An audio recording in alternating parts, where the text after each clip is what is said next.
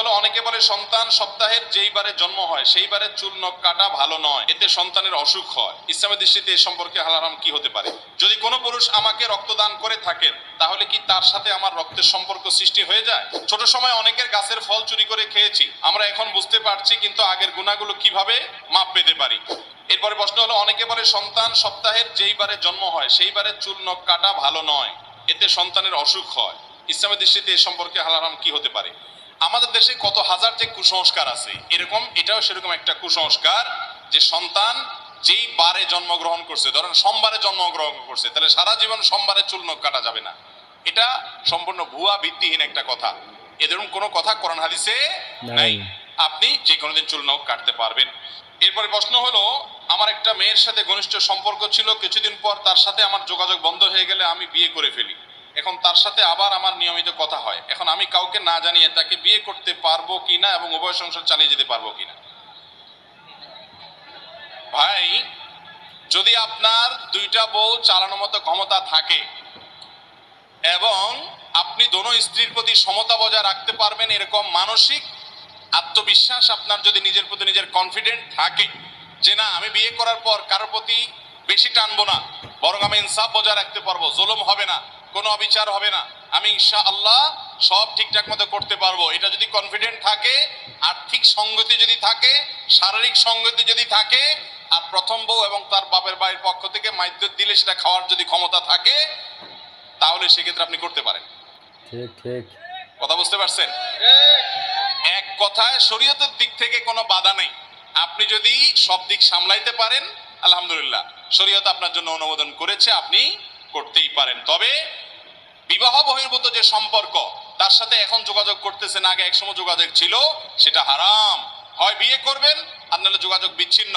আগের কোন সম্পর্ককে নতুন করে যদি নাড়া দেন এবং নতুন করে কথাবার্তা বলেন এবং যোগাযোগ রক্ষা করা শুরু করেন, তাহলে এটা এক প্রকারের জেনা এবং মূল জেনার দিকে এটা নিয়ে যেতে পারে। বিদায় ওই পথ থেকে বেরিয়ে আসতে হবে। যদি কোনো পুরুষ আমাকে রক্তদান করে থাকেন তাহলে কি তার সাথে আমার রক্তের সম্পর্ক সৃষ্টি হয়ে যায়? এবং ওই পুরুষ যদি আমাকে বিবাহ করতে চায়, ইসলাম এই সম্পর্কে হালাল হারাম কি হতে পারে? এটা একটা দরকারি প্রশ্ন।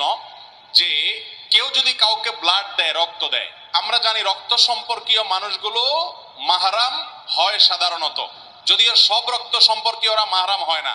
যেমন চাচাতো ভাই, একটা মেয়ের চাচাতো ভাই, সে তার রক্ত সম্পর্কীয় আত্মীয়, কিন্তু সে তার মাহরাম না, যার কারণে চাচাতো ভাইয়ের সাথে বিয়ে জায়েজ আছে। এটা হলো প্রথম কথা। দ্বিতীয় কথা হলো, রক্ত দিলে একজন আরেকজনকে রক্তের সম্পর্ক সৃষ্টি হয় না। রক্তের সম্পর্ক সৃষ্টি হয় হলো জন্মসূত্রে যাদের সাথে ব্লাডের সম্পর্ক আছে তাদের সাথে। এছাড়া আলগা রক্ত দিলে অসুস্থতা জনিত কারণে বা কোনো কারণে তার ভিত্তিতে কোনো রক্তের সম্পর্ক সৃষ্টি হয় না। আর কোন মেয়ের সাথে কোন ছেলের বিয়ের জন্য রক্ত সম্পর্ক হলেই বিয়ে করা যাবে না, ব্যাপারটা তা না। মাহরামের একটা তালিকা আছে, 14 জন পুরুষ, এদের সাথে মেয়ের বিয়ে জায়েজ নাই। কিন্তু রক্ত সম্পর্কীয় আত্মীয়র তালিকা আরো বড়। যেমন এই যে চাচাতো ভাইয়ের কথা বললাম, সেই রক্ত সম্পর্কীয় আত্মীয়, অথচ তার সাথে বিবাহ জায়েজ আছে। এরপরে প্রশ্ন হলো, অনেক পিতামাতা আছেন যারা সন্তান জন্মের পর আকিকা দেয় না, কিন্তু ঘটা করে জন্মদিন পালন করে এবং বিবাহ বার্ষিকীও পালন করে থাকেন। এ সম্পর্কে ইসলাম কি বলা আছে? এটা হলো গাছের গোড়া কেটে আগায় পানি দেওয়ার মতো। ঠিক, গাছের গোড়া কেটে কোথায় পানি দিচ্ছে? আগায় পানি ঢালতেছে। আকিকা করা হলো সুন্নাত, আকিকা করা হলো নবী করিম সাল্লাল্লাহু আলাইহি সাল্লামের নির্দেশ। আকিকার খোঁজ খবর নাই, বিবাহ বার্ষিকী করতেছে, তারপরে আপনার জন্ম দিবস উদযাপন করতেছে, অমুসলিমদের কালচার অনুসরণ করতেছে। দুঃখজনক অধ্যায় আমাদের সমাজে আছে। আরো একটা দুঃখজনক অধ্যায় আছে, সেটা কি জানেন? অনেকে আছে আকিকা দিতে চায় না, কয় এখন টাকা নাই তো পরে দিব। ভালো কথা, টাকা নাই, কিন্তু ওই লোকে মিষ্টি কিনে কেজি কেজি, আছে না নাই? ছেলে হয়েছে মেয়ে হয়েছে মিষ্টি কিনে। আরে ভাই, 10 কেজি মিষ্টি কিনতে যে টাকা যাচ্ছে, এর সাথে আর কিছু দিলেই তো আকিকার ছাগলের টাকা হয়ে যায়, ঠিক না? ঠিক। যারা মিষ্টি খাইতে চায় তারাও বোকা, যে খাওয়ায় সেও বোকা। যে খাওয়ায় সে বোকা কেন? কারণ সে সবাইকে মিষ্টি দিতে দিতে গড়ে ওই আকিকার সমান হয়ে যায়। মিষ্টি দিল কিন্তু ছাগল খাওয়াইলো না, তাহলে আকিকার সুন্নতটা মিস হয়ে গেল, অযথা টাকা নষ্ট হলো। আর অনেকে আছে, ছেলে হয়েছে বলে ভাই মিষ্টি খাওয়ান। আরে ভাই, আটার দলা খাবেন কেন? শরীয়ত তো, ইসলাম তো আপনাকে গোশতের টুকরা খাইতে বলছে, আকিকা সেটা না খায় আটার দলা খায়, আছে না নাই? তো এই জন্য সন্তানের জন্মের পর আপনি মিষ্টি কিনেন, কিন্তু আকিকা আপনাকে দেওয়ার চেষ্টা করা উচিত। আকিকা দিলে সন্তানের অনেক দিক থেকে কল্যাণ হয়, উপকারিতা হয় এবং বাবা মার বাধ্যগত থাকে। বিয়ে হয় যেই ছেলে মেয়ের বিয়েতে তাদের মতামত না নিয়ে অভিভাবক তাকে মোটা অঙ্কের অর্থ মহারণা উল্লেখ করেন, ইসলামে মহারণা সম্পর্কে কি বলা আছে? ভাইরা আমার, ছেলে মেয়ে পাত্র পাত্রী তাদের অনুমতি ছাড়া কোনো বিয়ে ইসলামে হবে না। বাবা মা যত জোর করুক, ছেলে বা মেয়ে যদি রাজি না হয় কোনোদিনই বিয়ে হবে না। অনেক মানুষ আছেন এই ভুলটা করেন, মনে করেন যে বাপ মা জোর করছে তাই রাজি হয়ে গেছে। না, যদি অজাগায় কুজাগায় খারাপ জায়গা দিতে চায় তাহলে রাজি হবেন না। অনেক বাপ মা আছেন টাকা ছাড়া আর কিচ্ছু বুঝে না। ছেলে বিয়ে করাইতেও দেখে একটা টাকার বস্তা, আর মেয়ে বিয়ে করাইতে দেখে একটা টাকার বস্তা, আর ছেলে বিয়ে করাইতে দেখে একটা টাকার বস্তা এবং ময়দার বস্তা একসাথে। অনেক বাপ মা এরকম আছে না নাই? এগুলো জায়েজ নয়। সন্তানদের বিশেষ করে তারা যদি ন্যায্য কোনো দাবি রাখে সেটা শুনতে হবে। আর বিয়েতে যৌতুক নেওয়া হারাম, এই টাকা পয়সা দেখে বিয়ে করাও উচিত না। আমি একটা রিক্সা ভাড়া করে যাওয়া আসার জন্য, কিন্তু শুধু যাওয়ার পর আমি আসার জন্য তাকে আর খুঁজে পাই নাই, এমন অবস্থা টাকা কি করব? অনেকে এই কাম করে, রিক্সা আপ ডাউন ঠিক করে, আপ ডাউন ঠিক করার পর রিক্সাওয়ালা রাইখা ভিতরে যাইয়া এত দেরি করে বেচারা অন্য ক্যাব ধরে চলে যায়, বসে থাকে না। তো কি করবেন? ওই যে খুঁজে খুঁজে রিক্সাওয়ালাকে বের করবেন, যদি খুঁজে না পান তার পক্ষ থেকে দান করে দিবেন। কিন্তু এটা উচিত না। আগে ভাগে দরকার হলে তার অ্যাক্টিভের টাকা দিয়ে তারপর তাকে অপেক্ষা করতে বলবেন এবং অযথা তার সময় নষ্ট করবেন না। গরিব রিক্সাওয়ালাদের প্রতি অনেক অবিচার করে। শুকনা গোবর দিয়ে রান্না বান্না করা জায়েজ আছে কিনা? অনেকেই, অনেক মা চাচিরা শুকনা গোবর দিয়ে রান্না বাড়া করেন, অথবা বিভিন্ন যে খড়ি আছে খড়ির উপরে গোবরের প্রলেপ দিয়া তারপর রান্না বাড়া করেন। তো এই প্রশ্ন উত্তর হলো যে গোবর যদি আগুনের জ্বালানি হিসেবে ব্যবহার করে পুড়িয়ে রান্না বাড়া করা হয়, সে রান্না বাড়া খাওয়া যাবে, এটা নাপাক হবে না, হারাম হওয়ার কোনো কারণ নাই। আপনাকে দেখতে হবে পাতিলের ভেতরে জিনিসটা কি। পাতিলের ভেতরের জিনিসটা যদি হালাল হয়, পাক হয়, তাহলে আপনার জন্য সেটা খাওয়া হালাল। আর গোবর যখন শুকিয়ে যায় তখন সেটা টাচ করলে বা ধরলে নাপাক হয় না। সাধারণত সচরাচর যদি লাগলেই নাপাক হয়ে যায় না, তবে কাঁচা গোবর যেটা সেটা লাগলে নাপাক হয়ে যায়। অতএব শুকনা গোবর যদি রান্না করেন, হাতে লাগলেও তখন দুর্গন্ধ হয়, তাহলে ধুয়ে ফেলবেন, শেষ, আর কোনো অসুবিধা নাই। কিন্তু গোবর দিয়ে যে সমস্ত লাকড়ি বা আপনার জ্বালানি তৈরি করা হয় গ্রামাঞ্চলে, সেগুলা দিয়ে পুড়িয়ে সেগুলোকে জ্বালানি হিসেবে ব্যবহার করে রান্না বাড়া করলে, ভাত তরকারি রান্না করলে সে খাওয়াতে কোনো অসুবিধা না। সে খাবার নাপাক হবে না, সেটা হারাম হবে। দেখতে হবে যে আপনি যেটা খাচ্ছেন, চাল ডাল যে টাকা দিয়ে কিনেছেন, সেটা কি হালাল নাকি হারাম, এটা হলো মূল বিষয়। এরপরে প্রশ্ন হলো শিশু বাচ্চাদের প্রসাবে ওযু ভাঙবে কিনা, বিশেষ করে মা বাবার ক্ষেত্রে। মা বাবার জন্য আলাদা কোনো মাসআলা নাই ভাই, ভাঙলে সবার ক্ষেত্রে ভাঙবে, আর না ভাঙলে কারোর ক্ষেত্রেই ভাঙবে না। ওযু ভাঙার সম্পর্ক হলো যেই ব্যক্তি ওযু করেছেন তার শরীর থেকে নাপাক বাইর হওয়ার সাথে। তার শরীর থেকে নাপাক বের হলে বা নাপাক বের হওয়ার আশঙ্কা তৈরি হলে, ঘুমালে নাপাক বের হতে পারে, বায়ু বের হতে পারে, তখন ওযু ভঙ্গ হয়।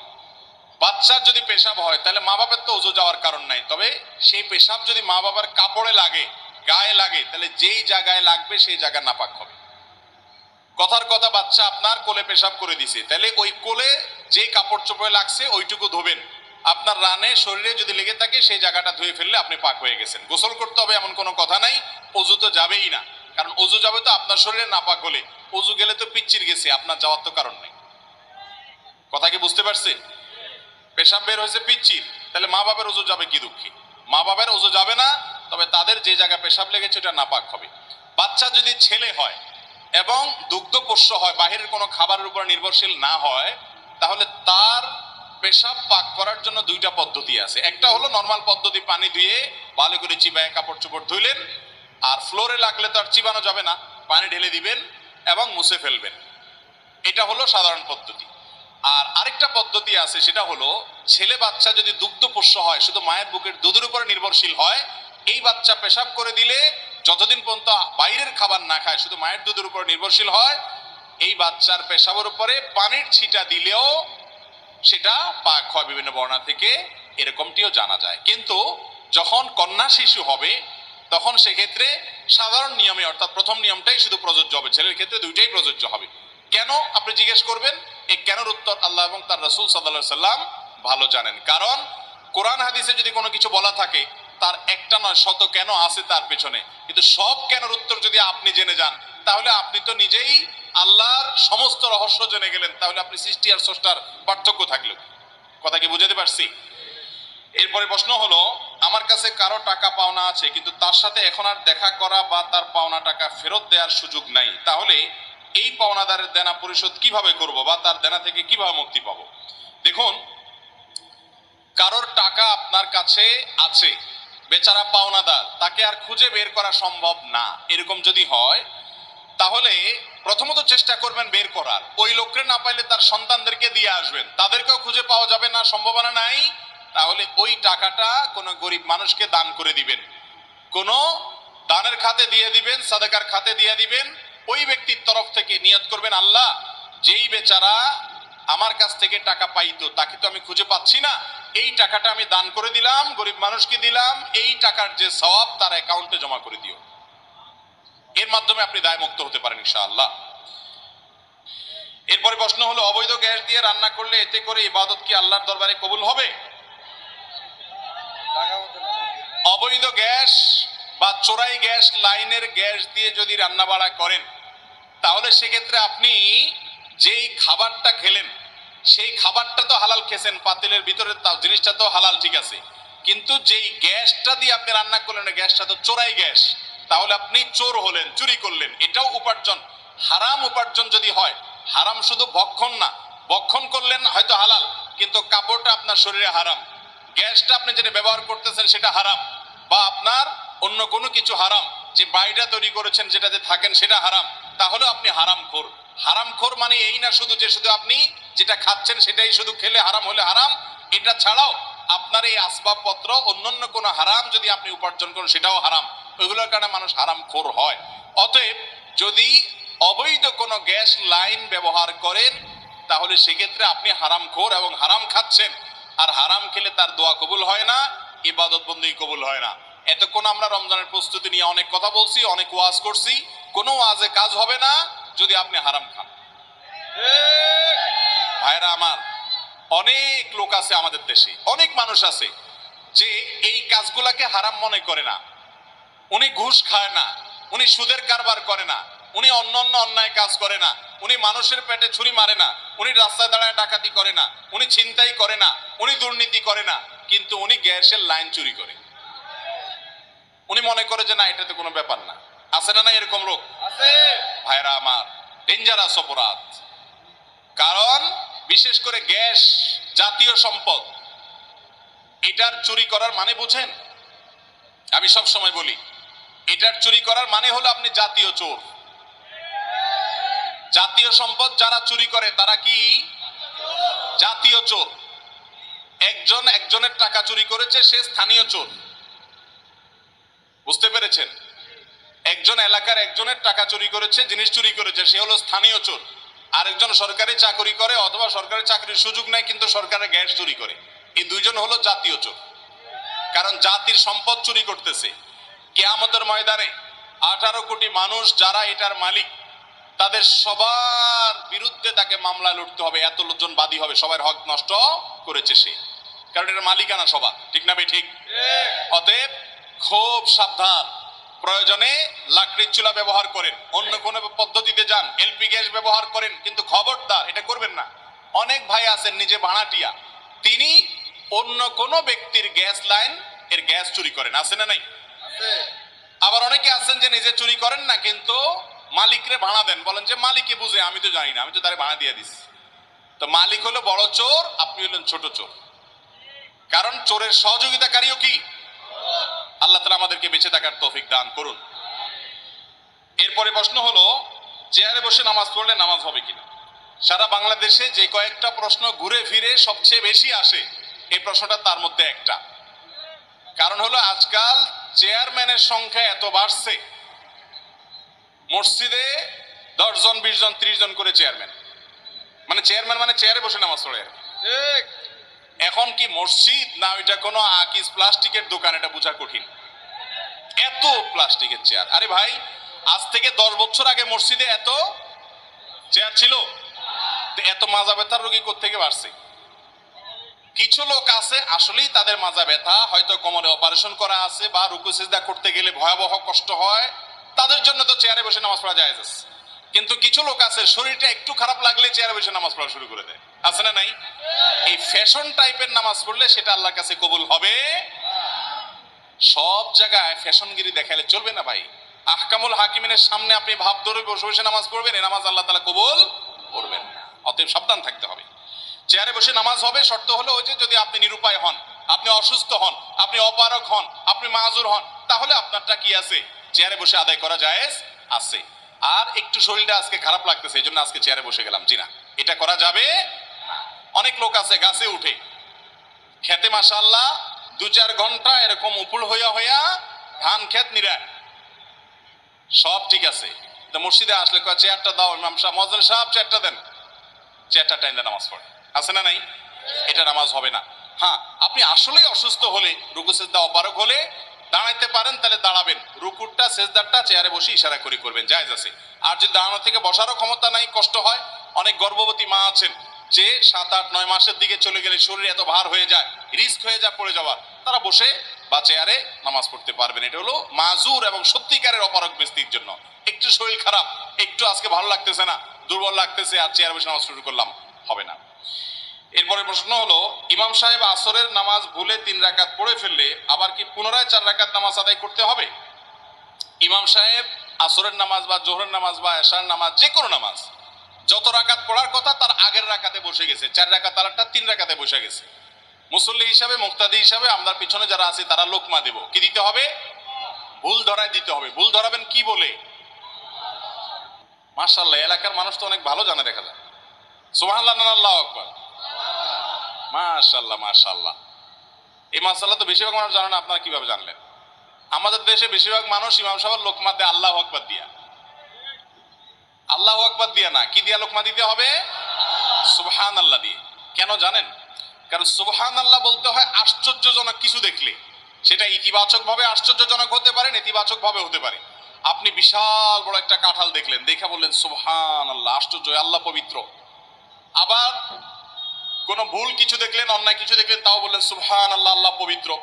এটা আশ্চর্যজনক কিছু দেখে বলতে হয়। আর আল্লাহু আকবার বলতে হয় কোনো অর্জন হয়ে গেল, আল্লাহু আকবার, বড় কিছু ঘটে গেছে। এখন ইমাম সাহেব 4 রাকাতের জায়গায় 3 রাকাত নামাজ পড়ে ফেলছে, আপনারা সব বলছেন আল্লাহু আকবার, মানে ইমাম সাহেব কিছু একটা ঘটে ফেলছেন। আপনি আসলে তো ঘটায় নাই, ওটা বড় ভুল হয়েছে, তাই না? এই জন্য সুবহানাল্লাহ বলতে হয়। তো 4 রাকাত আলা নামাজ ইমাম যদি 3 রাকাতে বসে যান, তাহলে মুসল্লিরা পেছন থেকে সুবহানাল্লাহ বলে উঠবে, ইমাম সাহেব দাঁড়ায় যাবে। আর যদি ইমাম সাহেব মুসল্লি সব এক গ্রুপের লোক হয়, অর্থাৎ কারোর কোনো খবর টবর নাই, 3 রাকাত 4 রাকাত হুঁশ কিছু নাই, সব তাদের চিন্তাধারা আরশে আজিমের উপরে ছিল বা সিদরাতুল মুনতাহা বা উপরের জগতে ছিল, খবর নাই কয় রাকাত হয়েছে, এরকম যদি হয় তাহলে কি করবে? তাহলে সেক্ষেত্রে ইমাম সাহেব সালাম ফেরানোর পর যদি টের পায় যে রাকাত 3টা হয়েছে আর ইমাম সাহেব কথাবার্তা না বলে থাকে, দাঁড়ায় যাবে, দাঁড়া আরেক রাকাত পড়ে সিজদা সৌদি নিবে, নামাজ হয়ে যাবে। আর যদি কথাবার্তা বলছে, উঠা বসা করছে, এদিক সেদিক গেছে, এরপরে ধরা পড়ছে রাকাত সংখ্যা কম ছিল, তাহলে এবার কি করবে?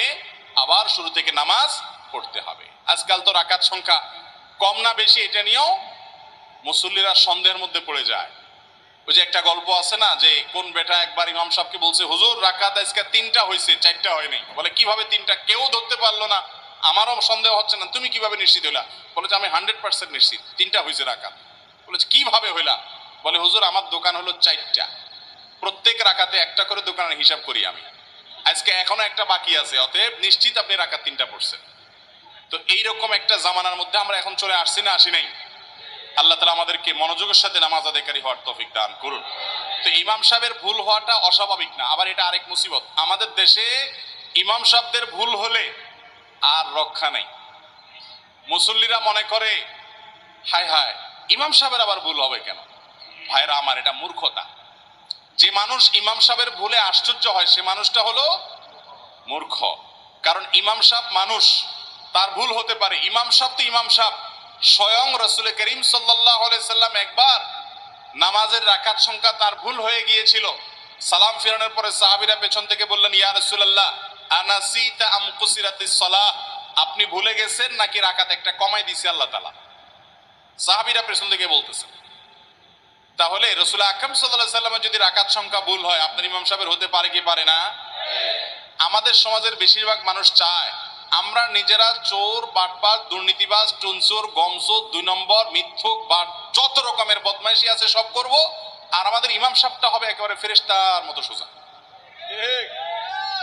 ইমাম সাহেবটা হবে এরকম যে সে ভাজা মাছটা উল্টে খেতে পারে না, আর আমি হব দুনিয়ার বাটপার। এটা কোনো আদর্শ মুসল্লি বা মুক্তাদির কাজ হতে। এই দেশে যত ফতোয়াবাজি, যত মাসআলা দিয়া খোঁচাখুচি, এগুলো সব 2 শ্রেণী মানুষের বিরুদ্ধে হয়। এক হলো মহিলাদের বিরুদ্ধে, আর একটা হলো হুজুরদের, ইমাম সাহেবদের বিরুদ্ধে। সব হুজুর না, ইমাম সাহেবদের বিরুদ্ধে যত খোঁচাখুচি মাসআলা মানুষ জিজ্ঞেস করে, ঠিক না ঠিক? ভাইরা আমার, অতএব মনে রাখতে হবে ইমাম সাহেব বেচারার ভুল হতে, শুধু ভুল হতে পারে তা না। এই যে আপনার কাবার ইমাম সাহেবরা, তাদের তেলাওয়াতের মধ্যে একবার সম্ভবত সূরা কুল আল কাফিরুন না জানি সূরা ফাতিহাতে হারামের একজন বড় ইমামের ভুল হয়েছে, আয়াত উনি পাচ্ছেনই না, পেছন থেকে লোকমা দিতে দিতে তারপরে লাইন পাইছে। আমাদের দেশে হলে বলতো যে এই লোকরই ইমাম বানাইছে যে এত ছোট্ট সূরা ভুল করে বসে আছে। আপনারা ইমাম সাহেবদের ভুলটাকে খুব কঠিন ভাবে দেখার কারণে এই যে রমজান আসতেছে, অনেক মসজিদের হাফেজ সাহেবরা তারা নিজেরা একটা সিস্টেম করে নেয়, মাইতোরা হাজি বগো ইয়ম তুমোরা হাজি বগো। বুঝেন? মানে হলো তোমারে আমি হাজি সাহেব বলবো, আমার তুমি হাজি সাহেব বলবো। তোমার ভুল হবে আমি ধরবো না, আমার ভুল হবে তুমি ধরবো না, আমরা পরে হিসাব নিকাশ করে নেবো। কারণ মুসল্লি এগুলা সব যে পরিমাণ মূর্খ সূর্খ, ভুল হলে বলবে কি আবশ্যক নিয়ে আইছে, ভুল হয় কেন? ভুল হওয়া মানুষের কাজ না, মানুষের স্বভাব না, মানুষ মানেই ভুল। অতএব এটাকে অনেক বড় করে দেখা যাবে না। ইমাম সাহেবদের ভুল হলে সেটাকে নিয়ে আশ্চর্য হওয়া, ট্রল করার কিছু না। তবে হ্যাঁ, অমনোযোগিতা থাকাটা দোষের, সেটা ইমাম সাহেব হোক আর মুক্তাদি সাহেব হোক, সবার জন্যই সমান। তাহলে ইমাম সাহেবের ভুল হলে ধরাই দিবেন। যদি নামাজের পরে কথাবার্তা বলেন, তারপরে যে দোকানদার আইসা বলে যে হিসাব একটার কম রয়ে গেছে, কথা বলে ফেলছেন, উঠে পড়ছেন, তাহলে নতুন করে নামাজ চার জায়গা পড়বেন। এরপরে প্রশ্ন হলো, স্ত্রী অপবিত্র অবস্থায় গোসল না করে ঘরের সব কাজ করতে পারবে কি না? এই যে একটু আগে বললাম, যত মাসআলা সব মহিলাদের বিরুদ্ধে আর ইমাম সাহেবদের বিরুদ্ধে। এই যে প্রশ্নটা দেখেন, স্ত্রী যদি গোসল ফরজ হয় তাহলে সে ঘরের কাজ করতে পারবে কিনা? কেন স্ত্রীর বেলায় প্রশ্ন আসলো কেন? গোসল কাজ তো ছেলেরও হয়েছে, পুরুষেরও হতে পারে। তাহলে পুরুষের যদি গোসল ফরজ হয় তার কথা আসতেছে না কেন যে পুরুষ গোসল ফরজ হলে কাজ কাম করতে পারবে কিনা? মাসআলা শুধু মহিলার ব্যাপারে কেন?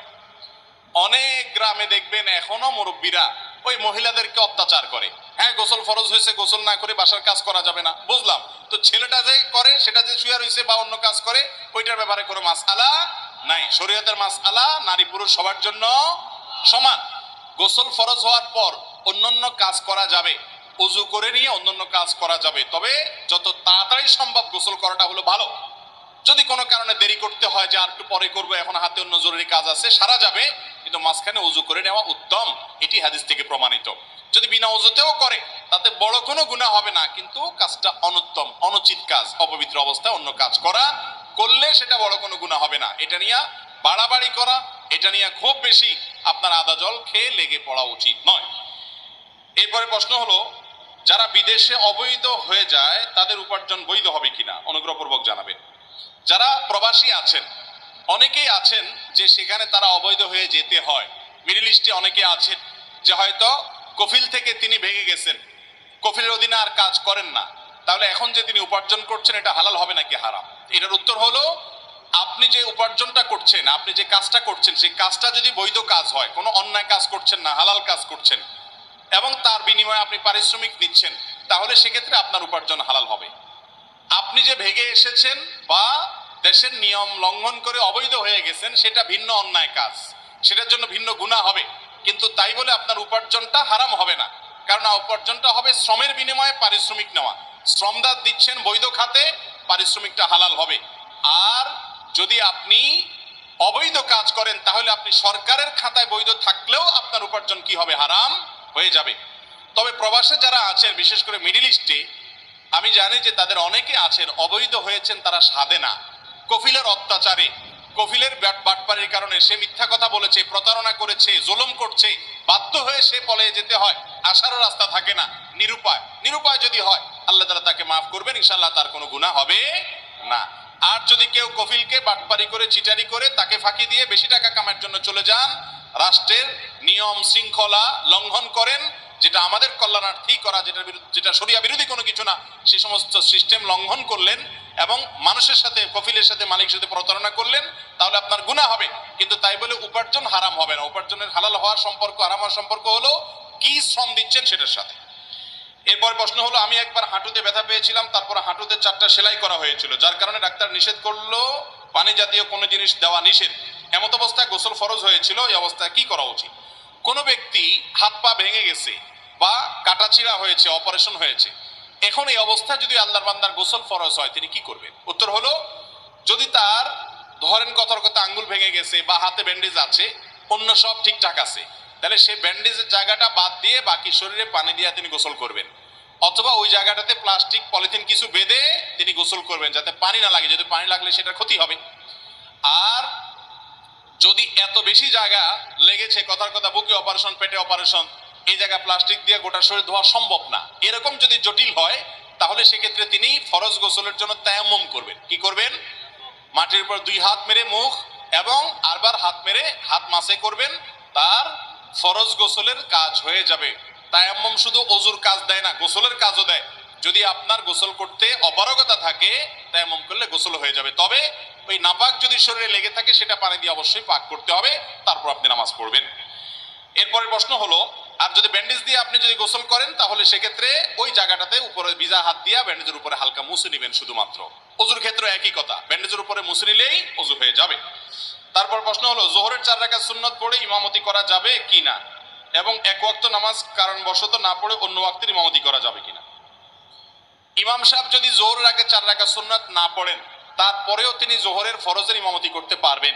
তবে যেই 4 রাকাত সুন্নাত তার বাদ গেছে আগের, সেটা তিনি অবশ্যই পরে পড়ে দেওয়ার চেষ্টা করবেন। কারণ নবী করিম সাল্লাল্লাহু আলাইহি সাল্লামের একবার এরকম হয়েছে, মেহমান আসার কারণে উনি অনেক ব্যস্ত হয়ে পড়েছেন, যোহরের আগের 4 রাকাত সুন্নাত পড়তে পারেন নাই।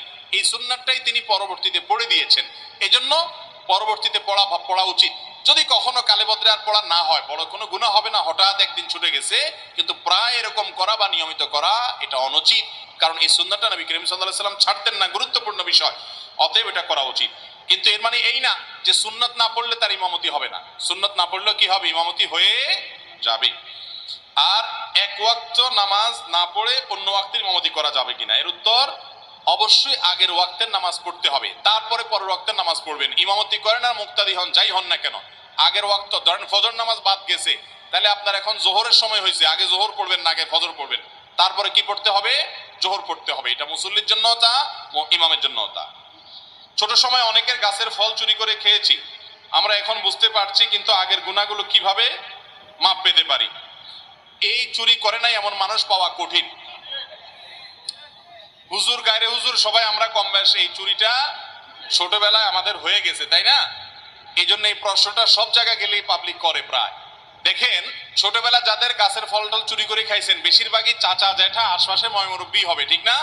কারণ আরেক গ্রামে করে তো যা চুরি করেন নাই। তো এই জন্য কারো সুপারি চুরি করে বিক্রি করে ফেলছেন, কারো ডাব চুরি করে খাইছেন, এগুলা ওই মুরব্বীরা বেঁচে থাকলে যা মাপ চাবেন। মাপ চাইলে কোনো মুরব্বী সাধারণত মাপ না করার কথা না, ঠিক না? ঠিক। এত বছর পরে যদি মাপ চান, চাচা মিয়া ঠিকই মাফ করে দিবে। আর যদি তাকে খুঁজে না পান বা মাপ চাইতে শরম হয়, তাহলে যে কোনো ভাবে চাচা মিয়ার পকেটে টাকাটা ঢুকে দিতে পারলে আপনি বেঁচে যাবেন। বুঝতে পারছেন? আর না হলে তার পক্ষ থেকে দান করে দিবেন, যদি তাকে দেওয়ার সুযোগ না থাকে, তাতে আপনি মুক্ত হয়ে যাবেন। অনেক প্রতিষ্ঠান দায়ী থাকলে চাকরি দিতে চায় না, আমরা কি করব? যে প্রতিষ্ঠান চাকরি দিতে চায় না দায়ীর কারণে, সে প্রতিষ্ঠানে চাকরি করবেন না। তাতে যদি টাকা দুইটা কমও হয়, আল্লাহ তাআলা তাতে কি দিবেন? বরকত দিবেন ইনশাআল্লাহ। আরে ভাই, জান্নাত পেতে চাইলে তো স্যাক্রিফাইস করতে হবে, ত্যাগ করতে হবে। সামান্য একটু চাকুরিকে স্যাক্রিফাইস না করতে পারলে আল্লাহর কাছে অনন্ত অসীমকালের জান্নাত কিভাবে আশা করবেন? এই জন্য হিম্মত থাকতে হবে। অনেকেই এই ধরনের চাকরিকে স্যাক্রিফাইস করার পর দেখা গেছে আল্লাহ তাআলা তাকে আরো বেটার এবং ভালো কিছু দান করেছেন। সবাসের পর কি ফরজ গোসল না করে কাজকর্ম করা যাবে কিনা, একটু আগে উত্তর দিয়ে ফেলেছি। ছেলে মেয়ে বড় হয়ে গেছে, এই অজুহাতে অনেক স্বামী স্ত্রী সন্তান নেওয়া বন্ধ করে দেয়। এটা কতটুকু যৌক্তিক? খুব দরকারি একটা প্রশ্ন। অনেক দম্পতি এই কাজটা করেন, বলেন যে ছেলে মেয়ে এখন বড় হয়ে গেছে, তাদের সামনে বাচ্চা হলে তারা কি মনে করবে, এই জন্য আর বাচ্চা নেয় না। এটা খুবই জঘন্য একটা বিষয়। মনে রাখবেন, পশ্চিমা দুনিয়ার মানুষরা আমাদেরকে বুঝাইছে যে ছেলে হোক মেয়ে হোক, দুইটা হলে সুখী পরিবার হওয়া যায়, ছোট পরিবার সুখী পরিবার। আমরা যে দেখি যত দুঃখ হয়, আজকাল বেশিরভাগ দুঃখ হয় হলো ওই তথাকথিত ছোট পরিবারের মধ্যে। ইয়াহুদিরা এক সময় তারা যখন আমাদেরকে জন্ম নিয়ন্ত্রণের ফজিলত শুনাইতো, তারা পশ্চিমা দেশগুলোর রাস্তা রাস্তায় 5টা 7টা 8টা তাদের বাচ্চা সাথে নিয়ে নিয়ে ঘুরে বেড়াইত। তারা নিজেরা ঠিকই বুঝে যে মানুষের মূল্য কত, জনসংখ্যা এটা কোনো বিপদ না, জনসংখ্যাকে জনসম্পদে রূপান্তরিত করতে না পারাটা হলো বিপদ। চায়নাতে এত মানুষ, চায়না গোটা দুনিয়ার বাণিজ্যিক নেতৃত্ব যারা দিচ্ছে তাদের মধ্যে একটা দেশ। অতএব জনসম্পদে রূপান্তর করতে হবে। বেশিরভাগ মা বাপ যারা জন্ম নিয়ন্ত্রণ করতে করতে ছেলে হোক মেয়ে হোক একটা বা দুইটা বেশি না হওয়াটাকে মনে করে আধুনিকতা, দেখবেন যে আল্লাহ মাফ করুক এদের জীবনে বেশিরভাগ ক্ষেত্রে বিপদ হয়। যাদের 5-6টা ছেলে মেয়ে হয়ে যায় দেখেন একটা না একটা মানুষ হয়, সবগুলো অমানুষ হয়, এটার পরিমাণ অনেক কম থাকে। বিধায় এ ব্যাপারে বিতশ্রদ্ধ থাকা উচিত না। ছেলে মেয়ে বড় হয়েছে এই অজুহাতে বাচ্চা আর নেব না, এটা কোনো জায়েজ হতে পারে না। হ্যাঁ, আপনার শারীরিক কোনো অসুবিধা আছে তাহলে আপনি সাময়িক জন্মবিরতিকরণের যে প্রক্রিয়া সেটা অবলম্বন করতে পারেন, কিন্তু এইটা কোনো গ্রহণযোগ্য অজুহাত না যে বাচ্চা বড় হয়ে গেছে এখন নিলে কেমন দেখা যায়, খারাপ দেখা যায়, এটা ভুল। স্বামী মারা গেছেন, এই অবস্থায় স্ত্রীর বিয়ে হওয়া দরকার, কিন্তু ছেলে মেয়ে বড় হয়ে গেছে, এখানে সন্তানদের দায়িত্ব কি? এটা এ বিষয়ে গতকাল কক্সবাজারেও বলেছিলাম। আমাদের সমাজে অত্যন্ত জঘন্য বড় অনাচারগুলোর মধ্যে থেকে একটা হলো কোন মহিলার স্বামী মারা গেলে ওই মহিলা বিয়ে করলে সমাজের মানুষ সেটাকে খারাপ চোখে দেখে। আর কোন বুড়ো বৃদ্ধ মানুষ যদি, বয়স্ক মানুষ যদি মারা যায়, তার স্ত্রী যদি থাকে অথবা কোনো মহিলা মারা যান তার স্বামী থাকে, ওই ভদ্রলোকের ছেলেরাই তার বিয়ে চায় না। ঠিক না ঠিক? বেশিরভাগ ছেলে মেয়েরা চায় 60 বছর 65 বছর বয়স হয়েছে বাপের, এখন আমার মা মারা গেছে, এই টাইমে বাপকে আর বিয়ে করতে দেওয়া যাবে না, কারণ বাপ বিয়ে করলে ভাগিদারের সংখ্যা বাড়বে। আছে না নাই? এই সন্তান হলো কুলাঙ্গার সন্তান। এই সন্তান হলো কি সন্তান? এই সন্তান হলো অমানুষ সন্তান, স্বার্থপর সন্তান, যে সন্তান শুধু নিজের স্বার্থ চিন্তা করে। মুরব্বীরা আগে থেকে বাচ্চাদের নামে, ছেলে মেয়েদের নামে জমি জমা লিখে দিয়া পরে কিন্তু এরকম ঝুলবেন, সব নিজের হাতে রাখবেন। খবরদার ছেলে মেয়েকে আগে থেকে কিচ্ছু লিখে দিবেন না, তাহলে সব সোজা হয়ে থাকবে। কথা কি বুঝাতে পারছি? অতএব বাবা মা তারা বয়স হয়ে গেলে, আপনার বাবা বেঁচে আছেন, মা মারা গেছেন, তার এখন সঙ্গী দরকার, কথা বলার জন্য একটা মানুষ দরকার। একাকী থাকতে পারে না, নির্জনতা অনেক কষ্টের, বৃদ্ধ বয়সে ডিপ্রেশনে ভোগে, এই জন্য তাদের দিকে তাকাতে হয়। যে কয়দিন আগে যে ভদ্রলোক পিস্তল দিয়ে আত্মহত্যা করে মারা গেলেন, সারা দেশ তোলপাড় হলো, তার স্ত্রী এক দেশে, বাচ্চারা এক দেশে, সে একা একা ডিপ্রেশনের মধ্যে থাকে। অতএব বাবা মায়ের সুখের দিকে তাকানো হলো সন্তানের দায়িত্ব, কিন্তু সন্তান মনে করে ইজ্জত যাবে বাপে বয়সে বিয়ে করলে। এটা হলো আমাদের সমাজের অনাচার। কোন মহিলার স্বামী মারা গেছে, সমাজের নেতাদের উচিত ওই মহিলাকে উপযুক্ত পাত্র দেখে তার পছন্দ মতো বিয়ের জন্য সহযোগিতা করা। তাকে বিয়ে করতে যদি নিরুৎসাহিত করেন তাহলে সমাজের মানুষ গুনাহগার হবেন, পাপিষ্ট হবেন, খুব অন্যায় কাজ এটা। এরপরে প্রশ্ন হলো, একজন স্ত্রীর উপরে স্বামীর কি কি দায়িত্ব ইসলাম বাধ্য করেছে, কোনটা বাধ্য করেনি প্রচলিত হিসাবে? এটা অনেক দীর্ঘ সময় সাপেক্ষ, এত সময় আমাদের হাতে নাই, আজকের জন্য এ পর্যন্তই থাকুক।